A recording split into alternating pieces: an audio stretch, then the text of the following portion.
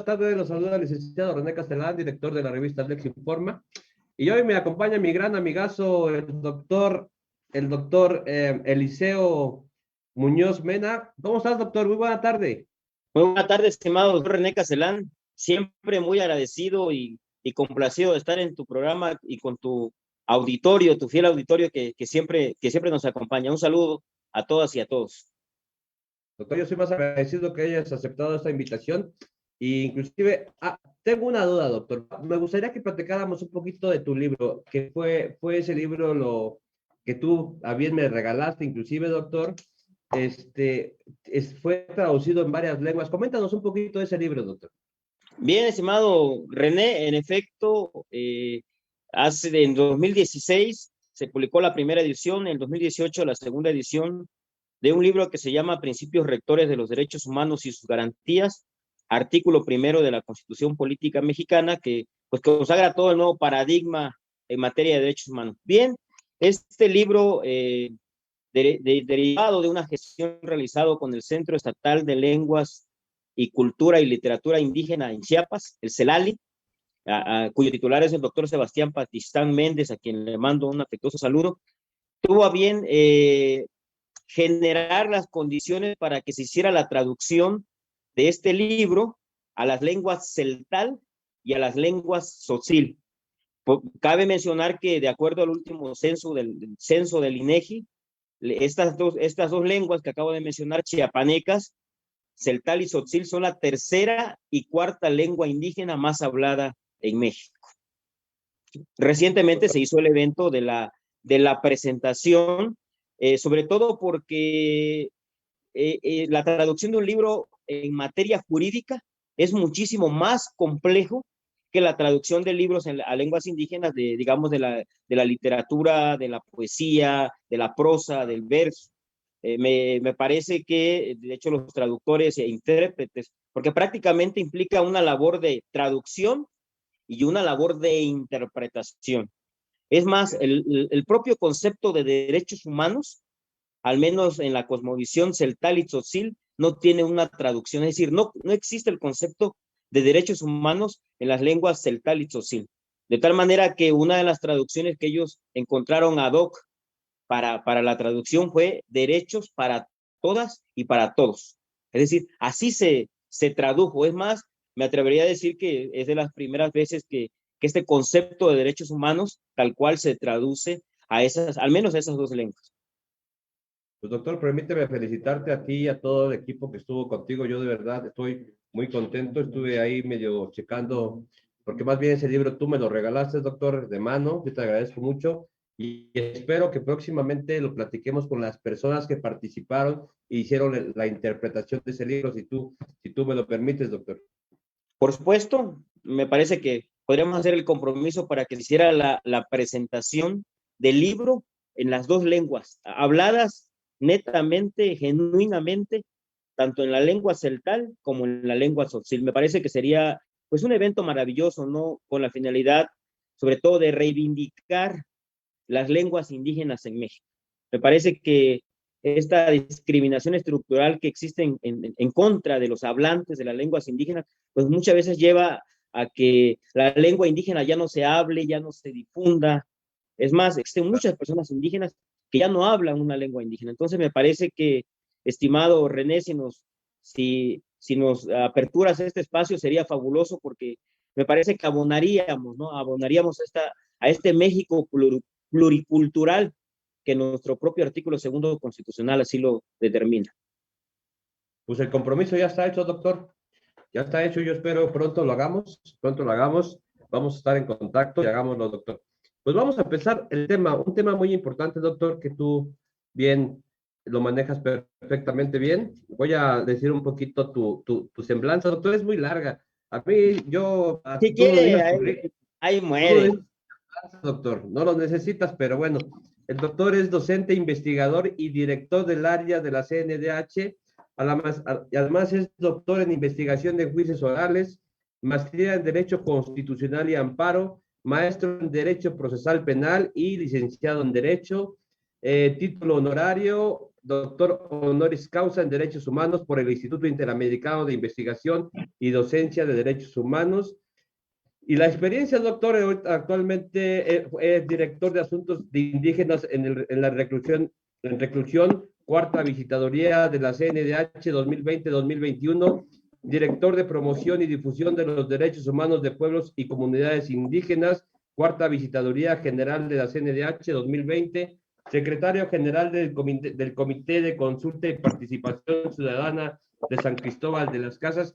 Doctor, yo prefiero, la semblanza es muy grande. Yo quisiera irme más al tema, que vamos a hablar de este tema que es muy importante para mí. El tema es la tortura procesal, violación sistemática a los derechos humanos y garantías. Te cedo el uso de la voz, doctor. Bien, empiezo platicándote, estimado doctor René, que este título de tortura procesal, violación sistemática de derechos humanos y garantías es un ensayo que publiqué en un libro, es un capítulo del libro. El libro se publicó en Chile, fue publicado por la Universidad Serena de Chile en 2021, y prácticamente lo que pretendo yo con este ensayo y ahorita con esta plática, pues en primer lugar, manifestar que el concepto de tortura procesal como tal, obviamente es un concepto doctrinal, ¿no? No es propiamente un concepto jurídico, sino más bien, en mi caso, como investigador, tuve a bien pues, generar este concepto. Entonces, lo primero que voy a hacer es compartirte literalmente el concepto, y una vez que abramos este concepto, me parece que se generarán muchas vertientes para poder platicar esta tarde. En ese sentido, su servidor, Eliseo Muñoz Mena, defino a la tortura procesal como aquellos actos u omisiones que se llevan a cabo antes, durante y posterior a un juicio, en su mayoría de naturaleza procesal, realizado de forma dolosa por los sujetos procesales, los abogados de las partes, es decir, hablo ahí de parte actora, parte demandada, luego me voy a la parte que tiene que ver con los defensores, con los abogados, y en el caso y así como también motivada esta tortura procesal por los órganos encargados de procurar y administrar justicia cuando incumplen las garantías para la protección de los derechos humanos y que estos actos, estas omisiones tengan por objeto menoscabar la dignidad de las personas en sus derechos sustantivos y adjetivos. Dentro de un juicio, antes, durante y posterior a un juicio, como había dicho, y que regularmente, ojo, implican la ausencia de ética profesional y de valores en quienes la practican, con la consecuente afectación psicológica de quienes la padecen.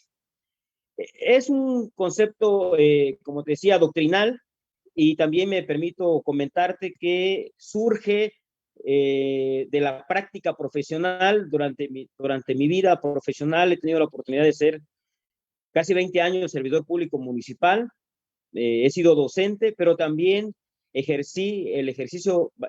practiqué el ejercicio profesional como abogado, casi por aproximadamente 15 años, y en ese ejercicio profesional, estimado doctor René, pues uno de pronto advierte todo lo que implica para las partes procesales, para los sujetos procesales, me refiero a la parte actora en un juicio o la parte demandada en un juicio, es decir, todo ese, lo voy a decir en términos comunes, todo ese peregrinar, toda esa tortura tal cual, ese andar tortuoso desde el punto de vista psicológico, incluso económico, propiamente procesal, por la que pasa alguien que decide tocar las puertas de la administración y procuración de la justicia. Es decir, cuando alguien decide iniciar un juicio ejecutivo mercantil, un juicio ejecutivo civil, un juicio penal, un juicio de arrendamiento inmobiliario de la índole que sea, me parece que uno de los primeros efectos negativos que tiene es su contraparte. Es decir, regularmente en estos juicios, lo primero que tenemos es que la contraparte no juega limpio. ¿no? Ahí ya tenemos nosotros, ahí ya sea la parte actora o la parte demandada, ya tiene una primera barrera, su contraparte que por supuesto en muchas ocasiones, tampoco digo que esto sea una regla general, no juegan limpio. Y empiezan a surgir una serie de artimañas pues para ganar el juicio, ¿no?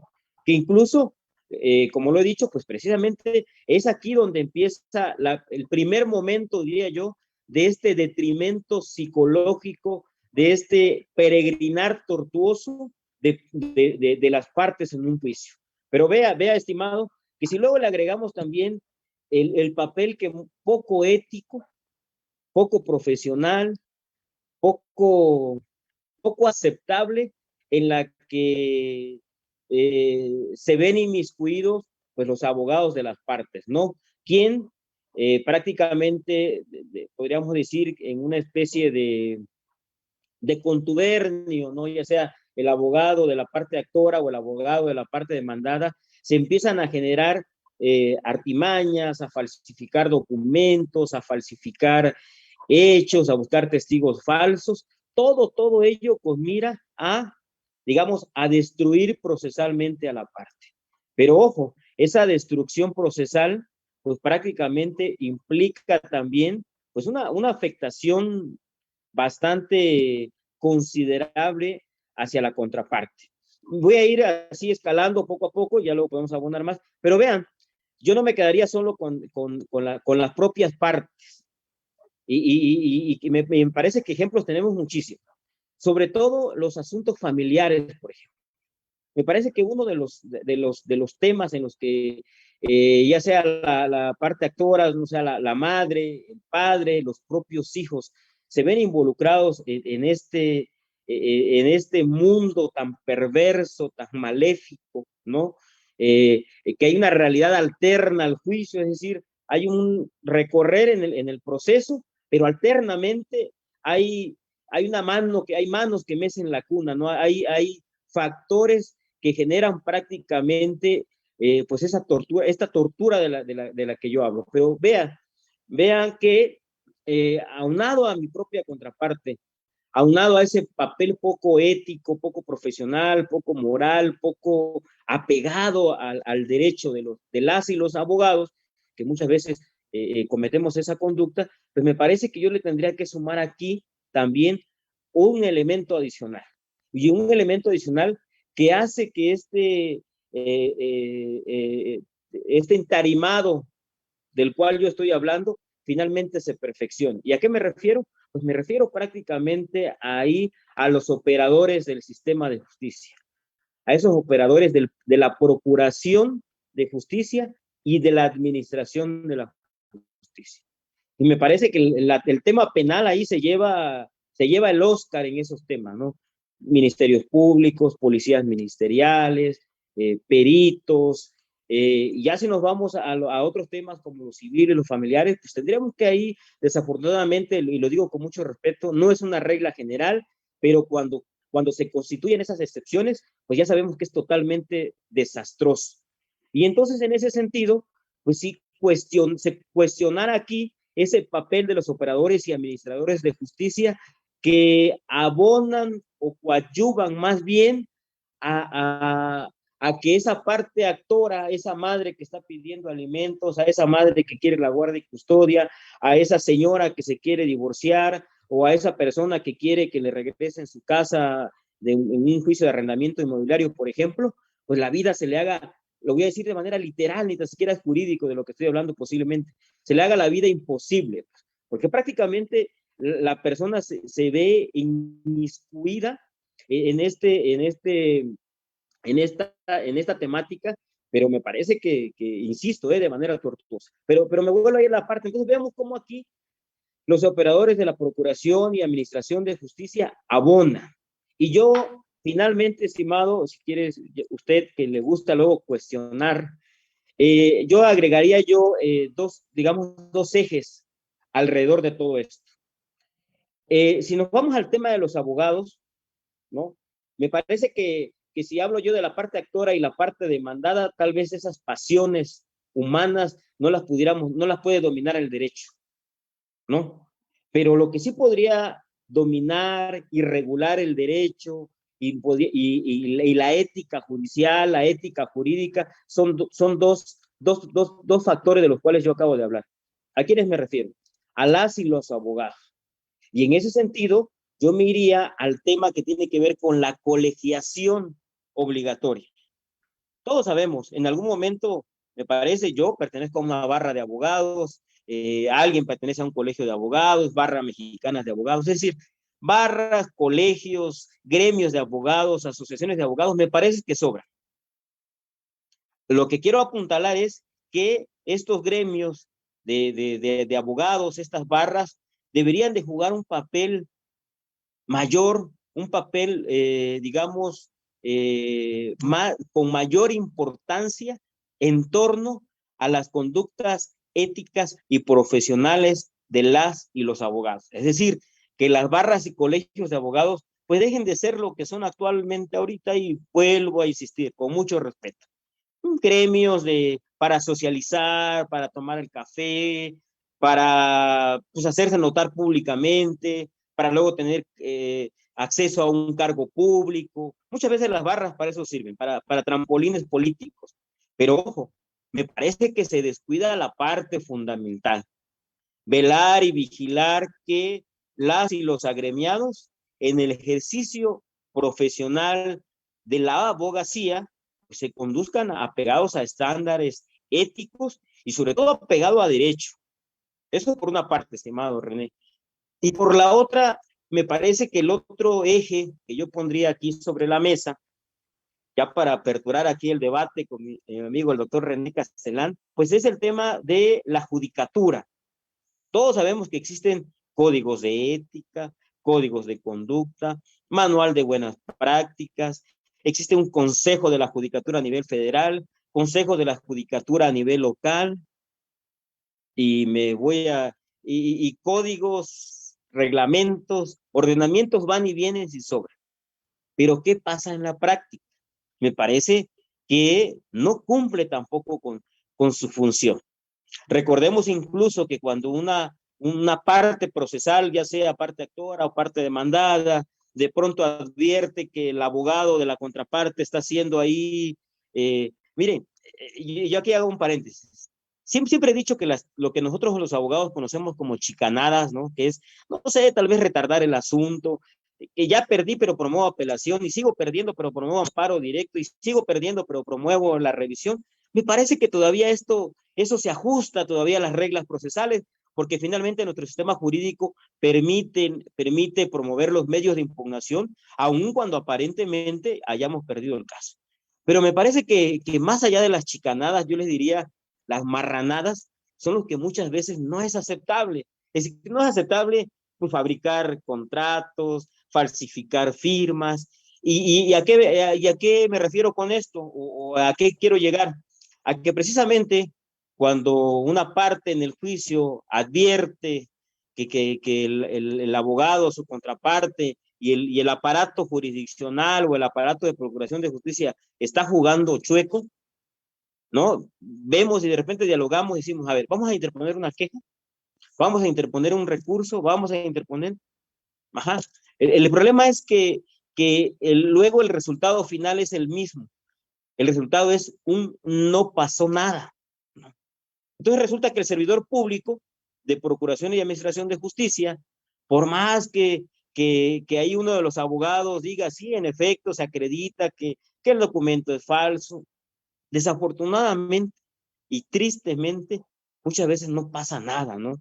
Y eso implica, por supuesto, entonces, pues ese desánimo que hay de las partes en juicio, incluso uno, así como que ya tener esa convicción de que yo voy a iniciar un juicio y ya sé por todo lo que voy a pasar. O sea, voy a gastar mis energías, voy a gastar mi tiempo, me voy a enfermar, pareciera chiste, pareciera mentira, pero es una realidad, ¿no? Y eso implica entonces muchas veces ese desánimo por parte de los justiciables, pues de ocurrir ante la Procuración y Administración de Justicia. Es más, y ya me calmo un poquito y le doy el uso de la palabra a mi amigo, si así lo Adelante, desea. Ah, correcto. si así lo desea, que muchas veces incluso el enemigo no es ni la contraparte, además no es ni el abogado. El enemigo, lo digo también así, pues muchas veces es el agente del Ministerio Público, ¿no? Es el perito, es el juez, la jueza, ¿no? Quienes abonan a esta tortura procesal, ¿no? Entonces, a mí me parece un tema, si bien es cierto, doctrinal, si bien es cierto, no recae mucho en el ámbito jurídico, salvo esos dos ejes que acabo yo de mencionar, ¿no? Apuntarle o apostarle a reformas constitucionales para determinar que determinadas profesiones sean de colegiación obligatoria, ¿no? Con reglas muy definidas, pero sobre todo, insisto, en que quien ejerza el ejercicio profesional como abogado, pues tenga la capacidad para hacerlo, ¿no? Y me refiero a la capacidad técnica, o sea, que conozca del derecho, que conozca de los casos, es decir, que no un abogado o abogada agarre el caso, pues nada más porque llegaron, le hablaron, etc. Y pero además de eso, además de que exista técnica, ¿no? Que exista el conocimiento del derecho, pues que tengan tantita ética, ¿no? Tantito valor y tantito respeto hacia las normas jurídicas. Y lo mismo apuntaría yo para el lado de la judicatura. O sea, necesitamos que la judicatura realmente haga su trabajo en el sentido de que el servidor público de la procuración, bueno, si me refiero a administración de justicia, es consejo de la judicatura.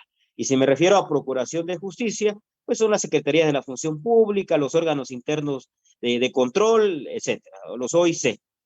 Pero ojo, que si realmente se haga esa labor, pues para tratar de ir limpiando pues un poco pues esos servidores públicos negativos. Y yo comentaría también, como lo dije en un principio, que a mí este ensayo, que ahorita lo estoy charlando con tu auditorio, contigo, estimado doctor, a mí me generó la inquietud de escribirlo, porque precisamente dos de los últimos asuntos, los voy a platicar brevemente, dos de los últimos asuntos que yo llevé en el despacho allá por los años 2015, 2019, 2020, me motivaron a escribir este ensayo y a construir este concepto doctrinal y hacer estas reflexiones que hoy les comparto en esta tarde. En un primer caso es un caso de divorcio. Una pareja se separa, como ya todos sabemos, tienen siempre tal cual, me parece que el divorcio tal cual no es el problema. El problema no es divorciarse. Finalmente, legalmente se determina la disolución del vínculo matrimonial y no pasa nada.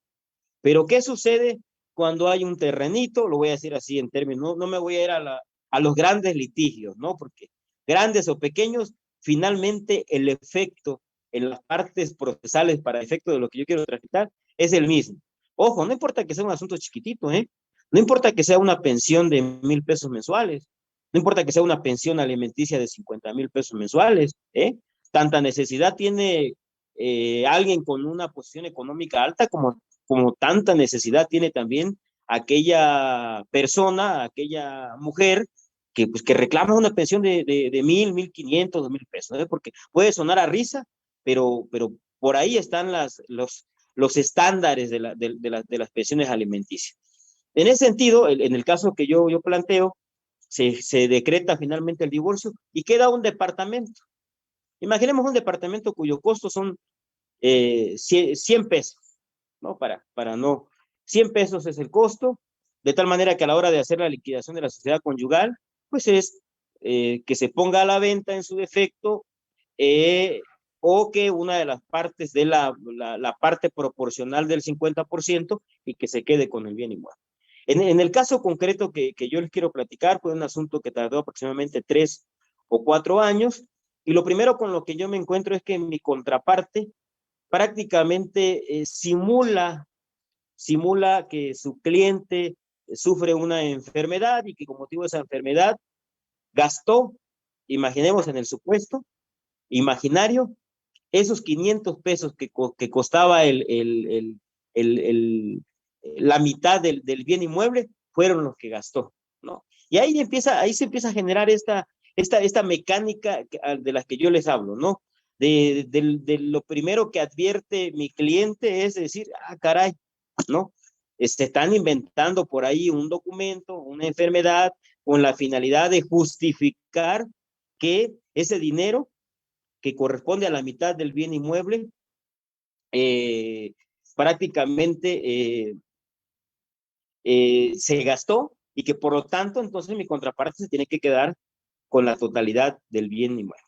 Y ahí se vienen otros temas, se involucran los familiares, de tal manera que incluso las audiencias se tornaron tal cual como yo lo estoy mencionando, ¿no? Una especie de una temática procesal, pero pues acá está el abogado y su equipo y el familiares y del otro lado también, y ahí es donde se empieza a generar, como lo he dicho, pues estas grandes problemas, estas grandes afectaciones hacia las partes en un juicio. Es decir, cómo finalmente la contraparte, le vuelvo a repetir, inventan, fabrican, generan condiciones y hechos fuera de la realidad con tal de ganar a toda costa un juicio, ¿no? Y que no redunda más que en un perjuicio patrimonial, incluso en un perjuicio personal. Para no cansarlos tanto, le platico también el otro caso. El otro caso, desafortunadamente, ya tuvo su final, y a mi juicio, es más, digamos, más delicado. No voy a decir en qué estado de la República aconteció, pero en 2015 tomo el asunto ya en liquidación de bienes de la sociedad conyugal. Lo llevaba otro abogado, tomo el asunto y logramos a través del despacho rescatar un bien inmueble. Rescatamos ese bien inmueble, de tal manera entonces que ya mi clienta ya tenía una esperanza. Estábamos ya en el tema de la liquidación de la partición de ese bien, cuando de pronto nos notifican el inicio de un juicio ejecutivo mercantil. Casualmente también un juicio ejecutivo mercantil que se supone el pagaré había firmado mi representada por una cantidad equivalente al valor de la mitad del bien inmueble. Se inicia el juicio ejecutivo mercantil. Logramos obviamente aquí entrar en una dinámica de periciales, testimoniales, y para no hacer largo el cuento, como se dice, logramos finalmente que la sentencia fuera, la contraparte no acreditó la acción cambiaria directa porque se acreditó que la firma que calzaba ese pagaré jamás y nunca la había estampado mi representada. ¿Sí? Pero ojo, aquí hay una cuestión muy importante. El contexto. Mi representada, una persona que no tiene un trabajo fijo, que vende productos en la vía pública y que prácticamente del producto de lo que vende día a día, de eso subsiste. De tal manera que, aunque posiblemente 3,000 o 5,000 pesos hayan costado esos periciales en grafoscopía y documentoscopía, pues son 4,000 o 5,000 pesos, posiblemente su servidor, lo digo humildemente, a lo mejor lo tengamos a la mano, pero una persona que se encuentra en condiciones pues de pobreza y que aspira a, después de estar unida en matrimonio 30 o 40 años y dedicarse exclusivamente a las labores del hogar, tener una pequeña cantidad, un pequeño patrimonio para subsistir el resto de sus días, me parece que es eso de lo que yo hablo, ¿no? De lo que implica para mi representada, pues estar sometida a estas presiones, a estas trampas, a estas marranadas, digo, no chicanadas, marranadas. Pero vean, y finalmente desestimamos el juicio ejecutivo mercantil y vuelve a subsistir la esperanza de que ahí está la posibilidad de un 50%. Por cuestiones laborales actuales, yo prácticamente decido cerrar mi despacho hace aproximadamente 2 años y medio. Se genera la pandemia, ¿no? Que la pandemia también aquí generó un mundo raro en la procuración y administración de justicia, ¿no? De tal manera que ahorita toda la culpa de los retrasos, de las malas prácticas, toda la culpa la tiene la pandemia. Pero ya con esto empiezo a dar por finalizada esta parte de mi intervención. Y finalmente sucede también algo muy curioso. En plena pandemia, aparentemente mi representada firma un documento. Ese documento se exhibe a un juzgado de México, se exhibe ante el juzgado, un documento que nunca firmó mi representada, pero a su vez un documento que pasó por el juzgado y que el juzgado dio por válido. Es más, existe una audiencia, vaya, existe un acuerdo, le podemos llamar un auto, con fecha y hora, donde el señor juzgado, mejor digo, donde el juzgado tiene por presentes a la parte actora, a la parte demandada, a la parte que supuestamente a las partes que firmaron el documento, y dan por válido entonces que mi representada aceptó X cantidad de dinero por el 50% de la propiedad, y consecuentemente pues pierde el otro 50%, finalmente pierde el 50%. Pero vean cómo aquí imperó la maquinación de la contraparte, e imperó también que un tribunal se prestó a esta circunstancia. Pero ahí viene la otra parte. Alguien podrá decir, bueno, ¿y qué pasó? ¿Por qué no se impugnó? Pues ya no se impugnó por una simple y sencilla razón. La señora me dice que ya no tiene dinero para seguir gastando, que ya no tiene dinero para volver a intervenir en los peritos, que llevaba hasta hace 6 meses, 11 años peleando por esa propiedad, que en algún momento tuvo la esperanza, pero que finalmente estaba totalmente desgastada. Por supuesto que ya saben que fue una escena bastante lamentable, bastante triste. Finalmente, impugnar abajo esas actuaciones procesales realizadas de manera dolosa, de manera ficticia, de manera imperdonable, implicaba, por supuesto, que la parte se volviera a meter al juicio.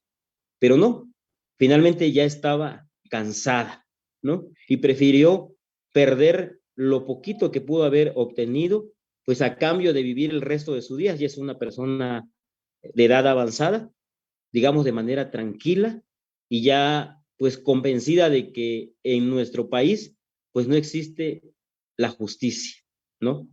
Y vean que estos son 2 ejemplos, al menos los comparto, he sido parte de ellos, pero ejemplos sobran, ¿eh?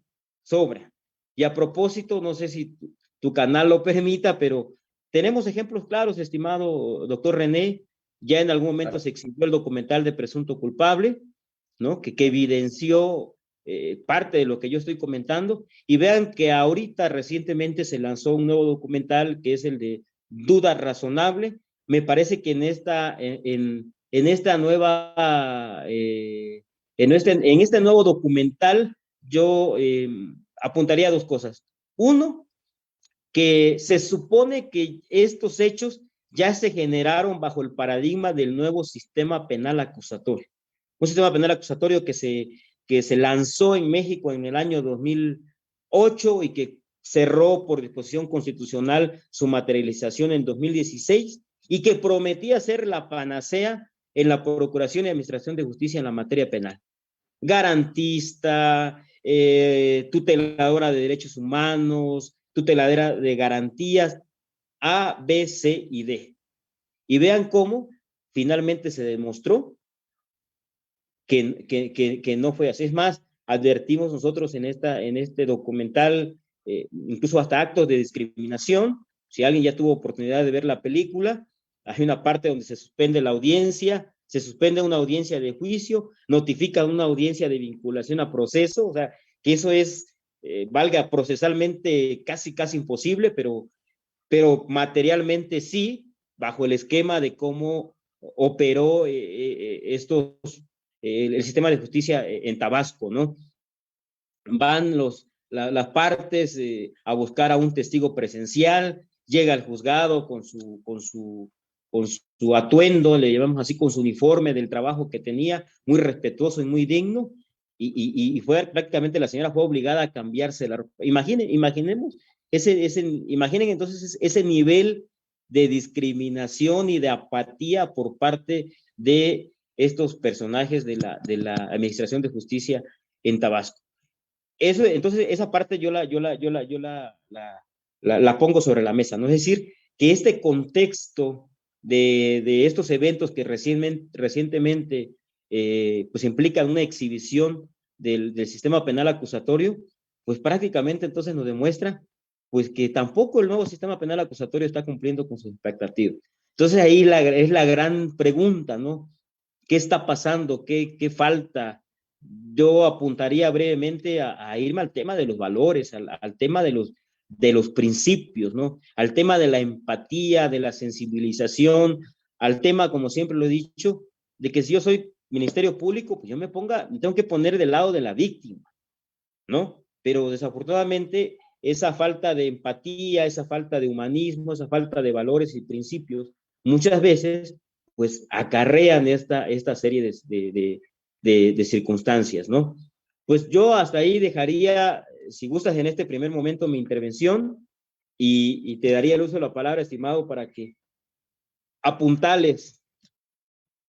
Doctor, yo desde que cuando inicié leyendo el tema, hablábamos de tortura procesal. Se me hizo muy agresivo, de tortura procesal. Te escucho, tienes mucha razón, tienes muchísima razón, pero también creo, doctor, de mi punto de vista muy personal, desde este nuevo sistema penal acusatorio, desde el 2008, como bien lo comentas, hasta el 2016, que fue el término constitucional, a la fecha, yo creo que sí ha habido algunas modificaciones, sí ha trabajado, hay mejor trabajo, doctor. Te lo digo como también abogado postulante, sí ha mejorado. Falta mucho, como bien tú lo dices, falta muchísimo. Hablabas mucho que efectivamente muchos códigos de ética, manuales, reglamentos, en todos lados hay. Efectivamente, muchos no se siguen, doctor, el código de honor y de honor y justicia, pero ¿qué es lo que falta, doctor? Tú hablabas muy acertadamente también que sí se requieren unas nuevas reformas, un consejo, no sé, me da a pensar de vigilancia, pero ¿quién vigilaría esto, doctor? De antemano, a ver si me lo permiten, prácticamente implicaría, dentro de las propuestas que yo hago en este ensayo, es reformas constitucionales, me parece que cabría perfectamente en el quinto constitucional, que implique generarle, o más bien dotar de cierta autonomía, de cierta personalidad jurídica a las barras y colegios de abogados, independientemente de su denominación. Me iría yo al tema de la colegiación, es decir, que se determine que determinadas profesiones en su ejercicio y materialización sean de colegiación obligatoria, y por supuesto que en esta reforma constitucional se plantee que el ejercicio profesional pues se ajuste a estos valores, principios éticos y morales apegados a derecho, entre otras cuestiones. Y me parece que en ese sentido tal vez pudiéramos voltear a mirar un poco a Estados Unidos. Estados Unidos por ahí tiene un esquema de que a través de barras y colegios incluso se evalúa el ejercicio profesional, a través de estas barras y colegios se pueda sancionar incluso a un abogado. Me parece que finalmente la matriz de quién debe de generar las directrices bajo las cuales debe de operar este esquema de colegiación obligatoria, pues yo partiría de nuestro texto constitucional, de que se reforme o se adicione la Ley General de Profesiones. Obviamente tendría que haber un esquema y me parece que, como bien lo señalas, posiblemente no se resuelva el tema, ¿no? Son temas muy complejos. Y tal cual, aquí hago un paréntesis, me parece que es muy acertado lo que refieres, ¿no? Si bien es cierto, el sistema penal acusatorio pues también tiene sus fallas, yo también diría, ¿no? Es decir, no todo está mal, como lo planteé en un principio. Lo cierto es que siguen habiendo excepciones a esa regla general de buenas prácticas en la Procuración y Administración de Justicia, pero que finalmente esas excepciones son, digamos, son devastadoras, pues. Le voy a repetir, veamos el caso de estos compañeros acusados de secuestro y el caso de muchas personas en México sujetas a un procedimiento penal familiar, civil, mercantil, penal, que se ven en esas circunstancias, digamos, devastadoras. Coincido contigo, no todo el Poder Judicial es malo, no toda la Procuración de Justicia es mala, pero cuando las excepciones reinan, aguas, ¿no? Aguas, porque sí nos vamos al extremo de lo que no debería pasar. Pero concretamente en el tema de barras y colegios de abogados, me parece que apuntalar la fuerza y el poder de generar condiciones de capacitación, de vigilancia, incluso, yo me atrevería a decir a que incluso las barras y colegios puedan tener la fuerza legal suficiente pues para ocurrir al propio aparato a la judicatura, a los órganos internos de control y decir, ¿saben qué? En este municipio, en esta alcaldía, en este estado, en este distrito judicial, pues hay un juez por ahí que no está haciendo bien las cosas. Hay un ministerio público que no está haciendo bien las cosas. A eso me refiero con apuntalar este sistema de colegiación obligatoria de profesiones. Y me referiría yo particularmente al caso de abogadas y abogados. No, yo coincido y comparto también que desde luego esto no ha terminado, doctor. Sigue. Viendo, comentas tú, lo dices claramente, chicanadas o marranadas, ¿no? Claro que lo hay y ya hay muchísimas. Yo creo que muchísima gente que cae en manos de abogados, defensa privada, pues es una tortura, como tú dices, económica, psicológica, moral, social. Es una destrucción, veas bien, tú bien lo apuntalas, es una tortura. Aquí también nuestro Código de Procedimientos Penales lo dice muy claro, habla de la buena fe, habla de la probidad, habla o sea, ya tenemos nuestras normas, doctor.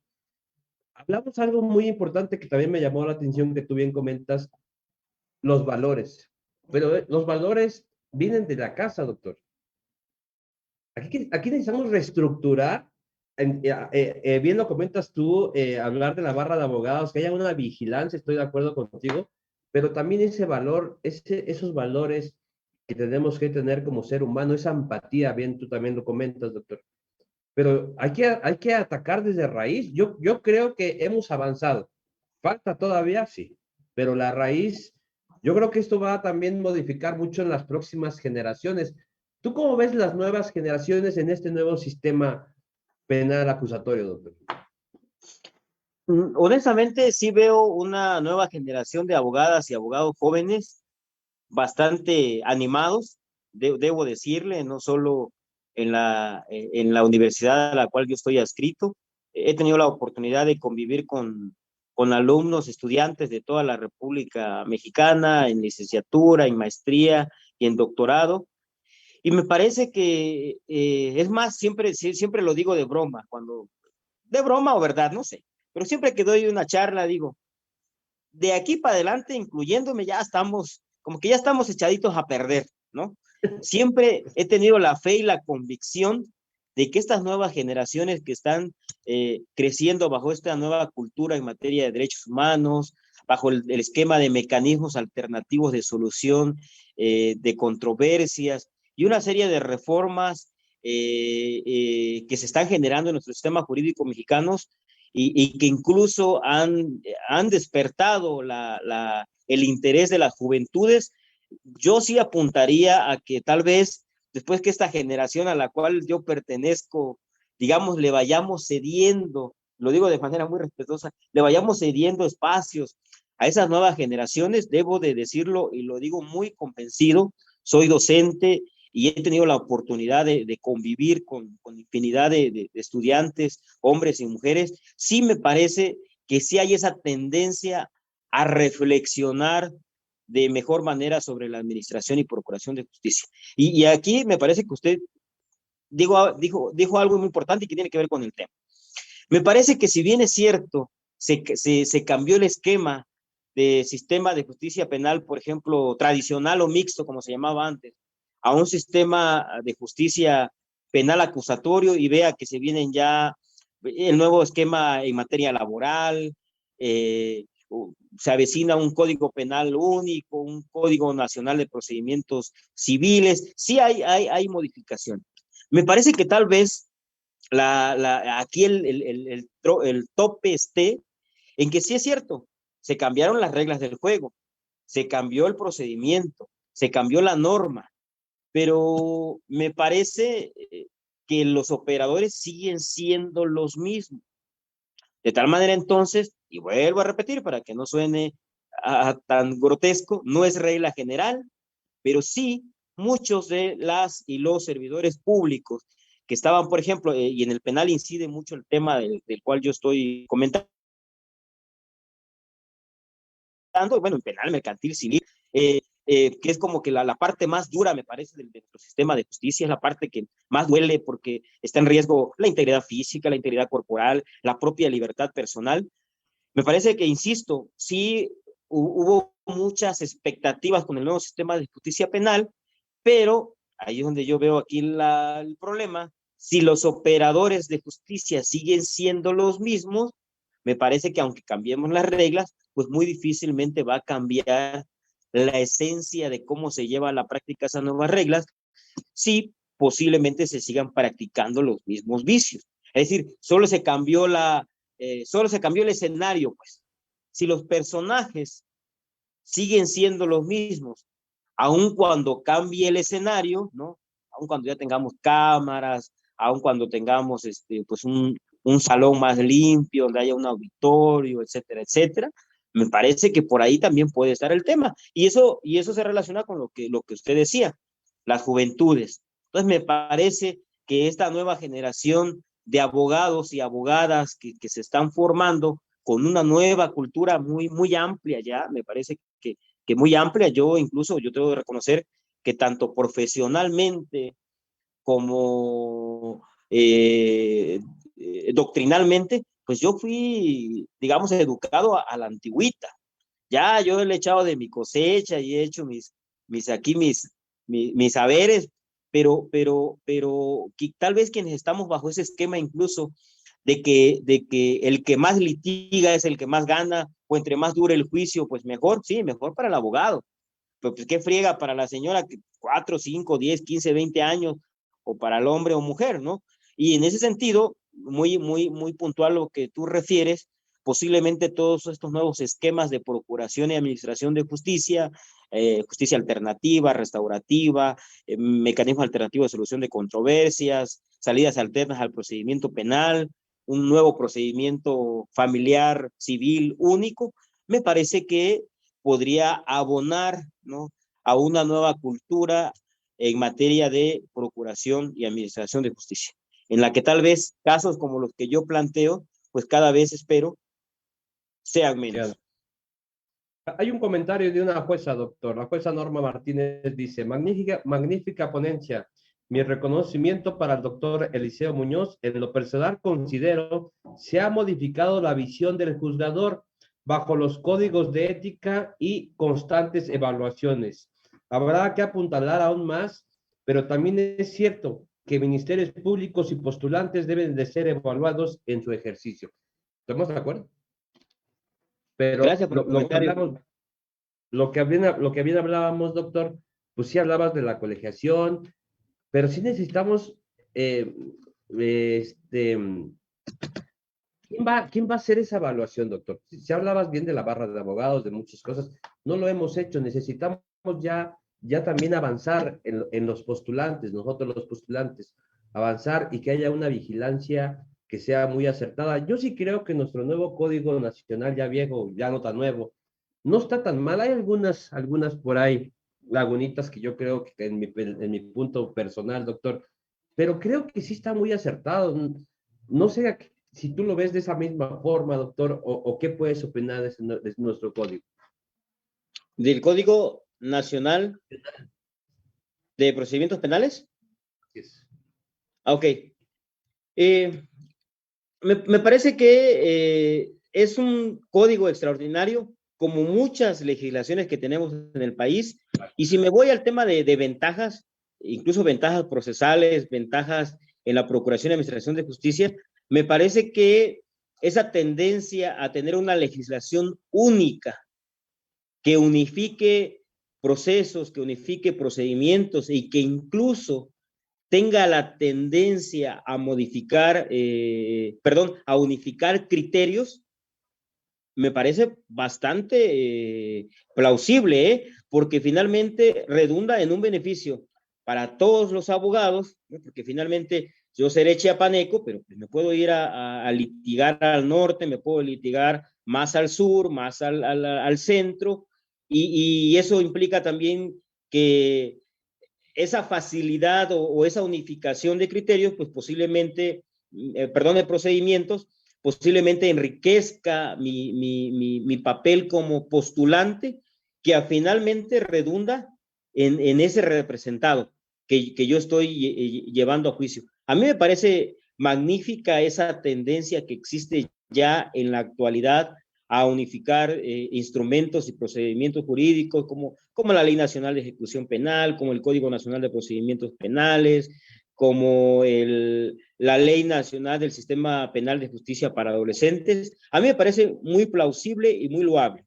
Y yo igual iría yo, siguiendo apuntalando mi tópico de la colegiación, igual hablar de una colegiación a nivel nacional incluso, ya no a nivel local. Si se da usted cuenta, prácticamente las barras y colegios, ¿no? Y lo digo con todo respeto, que más bien cumplen un fin social, un fin de camaradería, ¿no? De plataforma política, incluso también se encuentran muy regionalizados, ¿no? La barra chiapaneca, la barra tabasqueña, la barra, no sé, tamaultipeca, etcétera, ¿no? También me parece que en ese tema de la colegiación, tomando en cuenta esa tendencia que existe a que el postulante de civil, de mercantil, de penal, de laboral, ya lo puede hacer en toda la República, me parece que la colegiación también tiene que tener esa visión más integral y más, digamos, más nacional, pues. Yo aplaudo este tipo de políticas relacionadas con la unificación de procesos, procedimientos y de criterios. Me parece que sí enriquecen la administración de justicia, la procuración, y redundan finalmente en estas partes de las que yo hablo en este tema. Pues a esa parte actora, esa parte demandada, esa víctima o ese indiciado, imputado, etcétera. Me parece que sí, que abona muchísimo. Doctor, Antonio, no, Antos Escorpio dice, son causa de las atribuciones de los servidores públicos.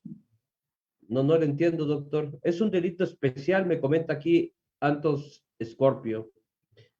Son causa de las atribuciones de los servidores públicos. ¿Es un delito especial? No comprendo mucho la pregunta, pero no sé si se refiere, por ejemplo, a que hay ciertas conductas incluso de los abogados, ¿no? Platico un ejemplo. En algún momento en mi vida profesional, llevaba un asunto ante un tribunal federal, ante un juzgado federal, y de pronto, si no mal recuerdo, dejé de actuar 2 o 3 meses, ¿no?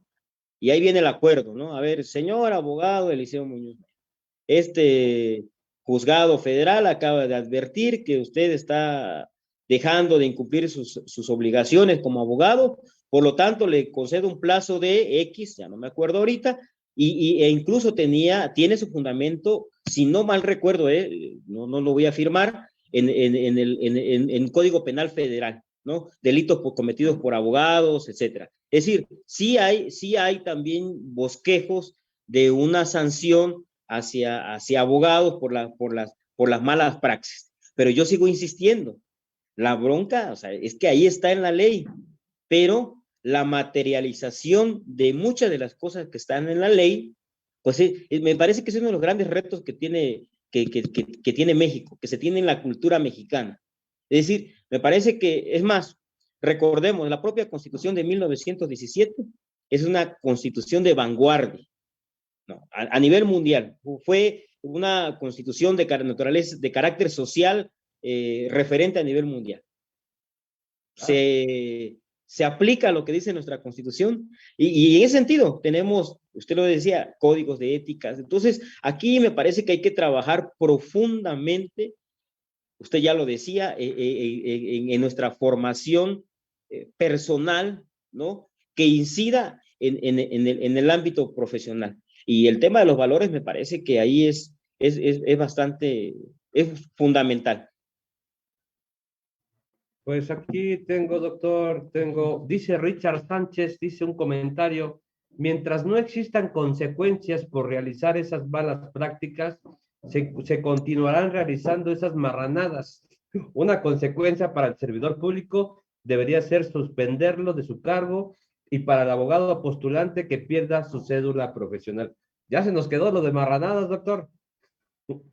Es que créame, mi estimado, que usted ya lo ha vivido seguramente, o quienes son litigantes, de repente llega uno, abre el expediente y dices, lo voy a decir vulgar, neta, o sea, es decir, ¿cómo puede existir tal atrevimiento? ¿No? Porque es un atrevimiento, es un reto, es un reto hacia el propio sistema jurídico.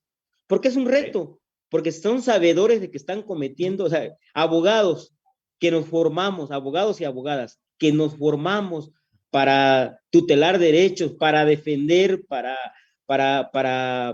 hacer que el justiciable realmente tenga acceso a la justicia, estamos haciendo de pronto actos contrarios a ello, ¿no? Fabricando documentos, aleccionando testigos, comprando autoridades, o sea, es la verdad, es totalmente reprochable. Yo insisto, jugar limpio, excelente, y a lo mejor pierdo el asunto, pero me promueven un recurso, me buscan dónde están mis fallas técnicas. Eso es plausible, porque finalmente el derecho es un juego, es más, en el sistema penal acusatorio se está demostrando cómo finalmente el litigio en materia penal pues está sujeto a ciertas reglas y condiciones muy técnicas, más no vayamos lejos del tema del interrogatorio, contrainterrogatorio, pues podré ser muy fregón, pero si no sé las reglas de interrogatorio y contrainterrogatorio, pues posiblemente no logre yo demostrar en un juicio pues lo que yo quiero, ¿no? Pero eso es válido, ¿no? Objeto, rechazo, lo que quieran. Pero eso, a ir más allá, ¿no?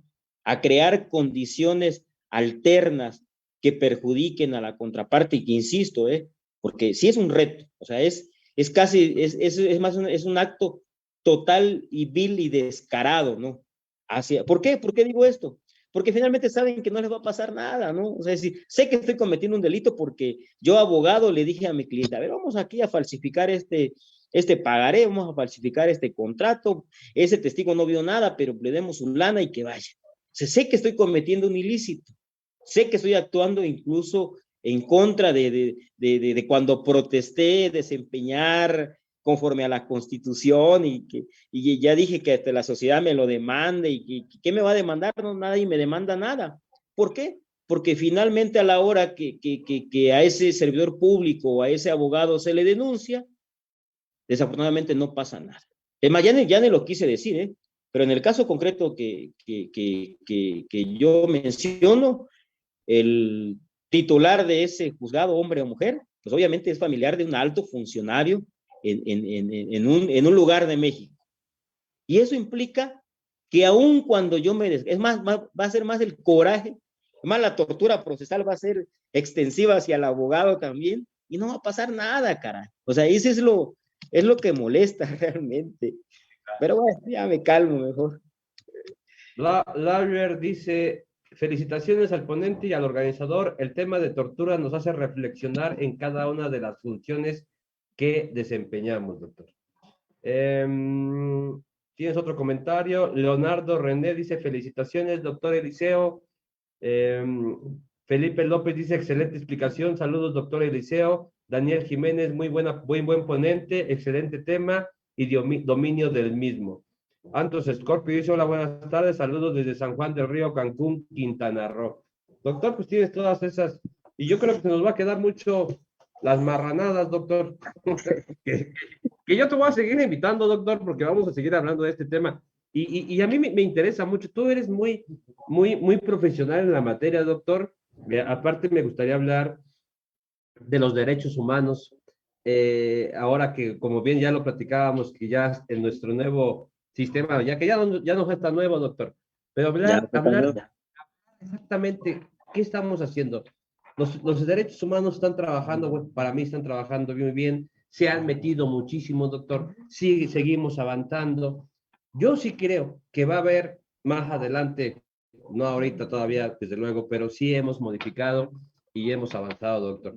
Yo quiero volverte a invitar, doctor, y quedamos, y quiero ese compromiso, si tú me lo permites, de hablar de ese libro y esa traducción, que lo que yo veo, doctor, y quiero felicitarte de verdad, y a las personas que hicieron a bien esa traducción,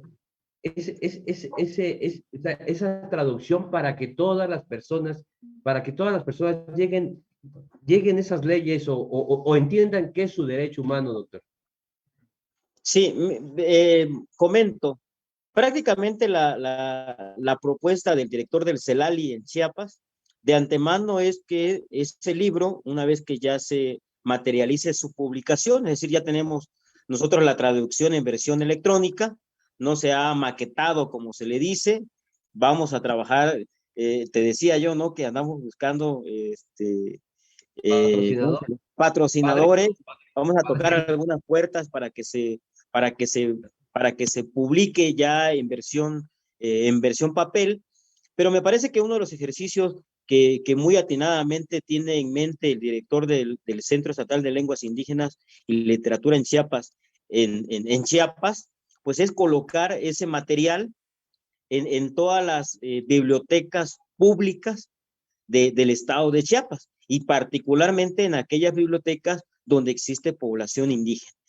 Honestamente es un libro que en su momento yo lo redacté, digamos, a nivel licenciatura, porque prácticamente yo trabajé como 6 o 7 años en ese libro, dando la materia que anteriormente era garantías individuales, que luego con la reforma se convirtió en derechos humanos. Entonces la necesidad en la actualización del tema, pues me llevó a mí a realizar ese material que constituye lo básico en materia de derechos humanos, es decir, lo básico. Y lo básico y fundamental está en el artículo 1 constitucional. De tal manera entonces que este ejercicio recientemente realizado, y yo invitaría a la audiencia, invitaría yo a mis colegas investigadores, ¿no? En el sentido de que si pudiéramos replicar este ejercicio de procurar la traducción en lenguas indígenas de algún material jurídico sería extraordinario. Me parece por 2 razones. Una, porque finalmente se acerca el tema jurídico que tiene que ver con los derechos de las personas. Y 2, se fomenta, como lo he dicho y he insistido, el uso de la lengua. Es más, yo debo decir que mi abuelo hablaba la lengua chol, pero y eso no lo digo yo, lo dicen los propios indígenas, pero como en algún momento ha sido vergonzoso, ha generado discriminación a hablar una lengua indígena, pues entonces lo mejor es que yo no diga que soy indígena, o peor aún, lo mejor es que yo no diga que hablo una lengua indígena. Y eso ha abonado a que esas culturas, esas raíces que constituyen nuestro México pluricultural, pues se vayan perdiendo, ¿no? Y de tal manera que sí, en efecto, fue un ejercicio bastante titánico, ¿no? Sí. Yo nada más aporté el material en español, pero créame, yo platiqué con los traductores e intérpretes y sí, como que me quedaba mirando un poco feo y me dijeron, no, doctor, la bronca en la que usted nos metió, ¿no? O sea, no dormimos, tuvimos mucha presión, se llevaron un año, cada equipo de traductores de 4 o 5 personas se llevaron aproximadamente un año, ¿no? Y ellos decían que, pues, implica no solo hacer una traducción, hacer también una interpretación.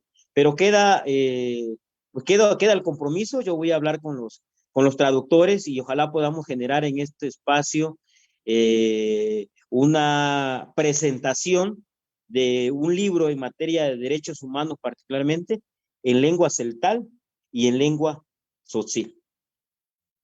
El compromiso ya está hecho, doctor. Estamos ya en la recta final. ¿Algo más se quieras agregar a este medio informativo, doctor? Me parece que dos cosas. Una, que como lo mencioné en un principio, el tema o el título, tortura procesal, violación sistemática de derechos humanos y garantías, pues no es más que un concepto doctrinal, ¿no? Y que es un concepto que, como bien se decía, pues invita únicamente a la reflexión, ¿no? Invita a que de pronto nos cuestionemos, y me incluyo. Yo he sido servidor público, 20 años en la administración pública municipal, he sido postulante, 10 años he sido docente, 4 años investigador, y actualmente pues tengo también un honroso cargo y pues muy comprometido aquí en la Comisión Nacional de los Derechos Humanos. Entonces, sí es invitarnos, me incluyo, a que día a día pues reflexionemos nuestro actuar como servidores públicos, en que siempre nos pongamos en el lado de que está enfrente. Porque, ojo, finalmente en algún momento nosotros también jugamos ese rol. Es decir, en algún momento todos y cada uno de nosotros, incluso siendo abogados, incluso siendo servidores públicos, tocamos la puerta de otra instancia pública. Y como diría, ¿verdad? Nadie experiencia en cabeza ajena, dice por ahí un refrán, ¿no? Si no es hasta cuando nos toca, dice, ¿no? Qué cabrón que yo esté esperando una hora, que no me atiendan, de que no me tomen en cuenta, de que me traten mal, de que mi asunto no avance. Entonces, sí, invitar en ese sentido a la reflexión, y aunado a ello, pues también me parece que el rescate de valores es fundamental. El rescate de valores desde la propia casa, desde la propia escuela. Es más, yo aquí voy a hacer un referente. Me parece que hay instituciones que ya han perdido como que ese valor fundamental que tenían en la sociedad, y me refiero a maestros y maestras. Si ustedes recordarán, aquí el maestro René, su servidor, que somos de la vieja escuela literal, pues prácticamente nuestro profesor de la primaria era nuestro segundo mamá, nuestra segunda mamá, nuestro segundo papá. Ahí nos enseñaban a ahorrar, nos enseñaban a respetar, a no darle de golpes al compañerito, a no agarrar lo que no es de nosotros. Desafortunadamente, esa vieja escuela, me parece, lo digo también con mucho respeto, se ha ido perdiendo, se ha ido generando ese divorcio entre el maestro, la maestra. Es más, yo siempre ahí he dicho, hay 3 elementos: el papá o la mamá, un elemento; 2, el maestro y la maestra, y el alumno. Si no se da ese triángulo entre profesor, profesora, padre, madre y niños, aguas, aguas. También esa es otra parte, me parece ya un poco peligrosa, pero ese ya es otro rollo. Pero si rompemos ese esquema, si el estudiante o el niño o niña está en su tableta, el profesor está por ahí tapando carreteras y no sé qué tantas cosas, y el papá y la mamá estamos por otro lado, pues aguas, ¿no? Lo digo eso también con mucho respeto. Y creo que ya me calmo. Sería todo. Yo agradezco mucho al auditorio que estuvo a bien estar presente, y muy agradecido con la oportunidad, estimado doctor René Castellán. Pues yo le agradezco mucho, doctor Eliseo Muñoz Mena. Nos vemos el próximo año, doctor, porque esto va a seguir. Va a seguir, vamos a seguir, vamos a seguir dando este tipo de experiencias, inclusive lo que tú comentas, lo que te ha pasado. Vamos a hablar de derechos humanos, doctor, y del libro que tú a bien escribiste. Doctor, te envío un buen abrazo y pasa muy buenas noches. Buenas noches a todas y a todos. Gracias.